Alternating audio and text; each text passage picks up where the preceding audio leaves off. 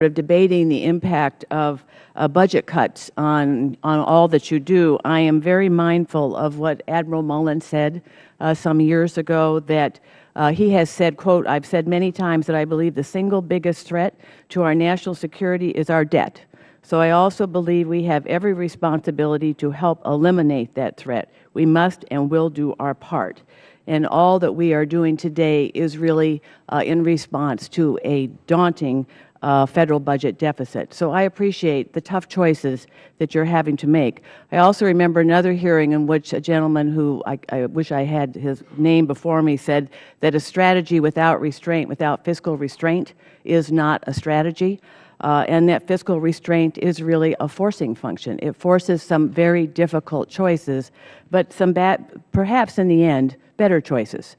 Because we have to think very thoughtfully about where to put our efforts. So, and if we want something different, what we really need is a more balanced approach in which we look not just at cuts across the discretionary budget and elsewhere, but also ways to bring revenue into the equation. So this hearing is really a very important part of our way forward, and I appreciate all that you're doing.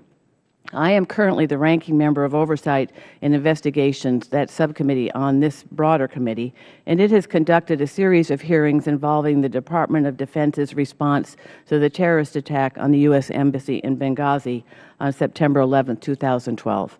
And as a result of those hearings, the majority published a report of major findings last month. One of the report's major findings was that the, quote, U.S. military's response to the Benghazi attack was severely degraded because of the location and readiness of U.S. forces, unquote. However, another one of the report's major findings was that, quote, the Department of Defense is working to correct many weaknesses revealed by the Benghazi attack, unquote. So, General Rodriguez, can you please talk about to the committee what changes the Defense Department has made to correct the issues that the Benghazi attack revealed? And in doing so, could you please address changes to the posture of armed aircraft, ISR platforms, and quick response ground forces? Yes, ma'am. First, the top of that list is the cooperation and coordination with the entire intelligence community as well as the State Department, so that we all have a common view of what is happening out there to ensure that the indication and warnings are the best that we can possibly make them. The second thing is that we have moved forces, and we have more capabilities ready to support challenges like that across the continent. We now have a East Africa Response Force stationed in Djibouti, an Army and Air Force combined or joint force there to respond to situations at 14 or 15, excuse me, of the high threat, high risk embassies across Africa. We also have a special purpose MAGTF crisis response stationed up in Morone that has both air and ground assets. And we also have a commanders in extremis force that is now stationed in Germany at the European bases, as I said, that are so important to us. We also have got the authority to access European forces faster, to include the mobility assets as well as the air assets that you mentioned. And we also have the capability to also access CENTCOM forces or SOCOM forces if that is required. We had an experience just recently in South Sudan, and just to show you the difference, first of all, the intelligence and warning was there. Now, it was good that it's closer than West Africa, because that's a different situation in West Africa.